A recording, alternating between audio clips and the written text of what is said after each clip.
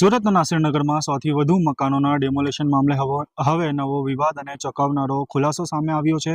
જે બિલ્ડરને રસ્તો આપવા માટે ડેમોલેશન કરાયું હોવાનો આક્ષેપ જે છે તે બિલ્ડિંગના બાંધકામને જ મંજૂરી ન હોવાનું સામે આવ્યું છે। મનપાએ બિલ્ડરને નોટિસ ફટકારી હોવા છતાં બેસમેન્ટ સુધીનું બાંધકામ થઈ જતા તંત્રની કામગીરી સામે ગંભીર સવાલો ઊભા થાય છે। વૈષ્ણવજન તો તેને કહીએ જે પીડ પરાઈ જાનાને રે। નમસ્કાર દર્શક મિત્રો, આપ જોઈ રહ્યા છો નવજીવન ન્યૂઝ। હું છું સાર્થક પટેલ। સુરતના સેન્ટ્રલ ઝોન વિસ્તારમાં આવેલા નાસિરનગરમાં સૌથી વધુ મકાનોના ડેમોલેશન મામલે હવે નવો ખુલાસાઓ સામે આવી રહ્યા છે। સ્થાનિકોના આક્ષેપ મુજબ બાજુમાં બની રહેલી બિલ્ડિંગને રસ્તો આપવા માટે આ ડેમોલેશન કરવામાં આવ્યું હતું। જો કે હવે સામે આવ્યું છે કે સંબંધિત બાંધકામને જરૂરી મંજૂરી જ પ્રાપ્ત નહોતી અને મનપા દ્વારા બિલ્ડિંગને જે છે તે નોટિસ ફટકારવામાં આવી હતી, પરંતુ નોટિસમાં માત્ર મંજૂરી મેળવવાના માટેની કાર્યવાહી ઉલ્લેખ કરાયો હોવાનું જાણવા મળ્યું છે।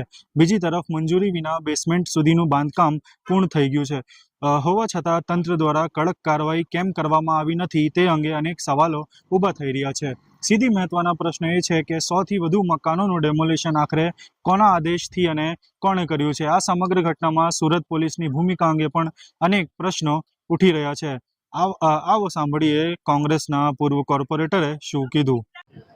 સુરત મહાનગરપાલિકાના સેન્ટ્રલ ઝોન વિભાગે લીપાપોતી કરતા 30મી મેના રોજ આ જે બાંધકામ ચાલી રહ્યું છે એના માટે નોટિસ ફટકારી હતી કે વરસાદ છે એટલે ખાડા પૂરો અને આ હિતાવહ નથી, પરંતુ જ્યારે તપાસ કરતા ખબર પડી છે કે જે નોટિસ આપવામાં આવી છે બાંધકામ માટે એમાં 3 જુદા જુદા સર્વે નંબર છે, જેમાં વોર્ડ સુરત મહાનગરપાલિકા સેન્ટ્રલ ઝોનના વોર્ડ નંબર 7 દાસ્તીપુરા એના સર્વે નંબર 1267, 1268 અને 1268 એમ 3 સર્વે નંબરની જગ્યા છે, જેમાં 1268 પર નાસિરનગરનું જે ડિમોલિશનથી ઝૂંપડાવાળા અને જે ઘર વિહોણા કરે એ જગ્યા આવે છે। 1268 પર બાંધકામ ચાલે છે જેનો પ્લાન મંજૂર થયો છે અને સર્વે નંબર લગભગ 1267 જે મારી જાણ મુજબ છે એનો કોઈ પ્લાન મંજૂર થયો નથી કે બાંધકામની રજા ચિઠ્ઠી આપવામાં આવી નથી। અને આપ જોઈ શકો છો કે આ જે બિલ્ડર છે એ ભારતીય જનતા પાર્ટીનો ધનધાની બિલ્ડર એટલે સુરત મહાનગરપાલિકાના કોઈ કાયદાને લાગુ પડતા ન હોય કે સુરત મહાનગરપાલિકાના અધિકારીઓના ખિસ્સામાં હોય એ પ્રમાણે આવું બસ મોટું ગેરકાયદેસર બાંધકામ કોઈ પણ જાતની પરવાનગી વગર કરાવી દેવામાં આવ્યો છે। જો સુરત મહાનગરપાલિકાના અધિકારીઓમાં હજુ નૈતિકતા હોય, જેમ તમે સામાન્ય પરિવાર કોઈ ગ્રાઉન્ડ પર 2 માળ બનાવતો હોય કાયદા બતાવી દો છો અને ડિમોલિશન કરો છો, તો આવો અને આટલા મોટા ગેરકાયદેસર બાંધકામ પર હથોડા ઝીકીને બતાવો તો અમે પણ માને કે તમે તમારી ફરજ નિભાવી રહ્યા છો। બીજી તરફ પોતાના આશિયાના ગુમાવનાર જો કે ઘર વિહોણા લોકો હવે ન્યાય માટે રસ્તા પર ઉતરી આવ્યા છે। પીડિત લોકો જે છે તે કોંગ્રેસના પૂર્વ કોર્પોરેટર અને કોંગ્રેસના આગેવાનોની સાથે મળીને પહેલા શ્રી તાપી ભવન ખાતે અને ત્યારબાદ મ્યુનિસિપલ કમિશનરની ઘરની બહાર ધરણા પર બેસેલા હતા।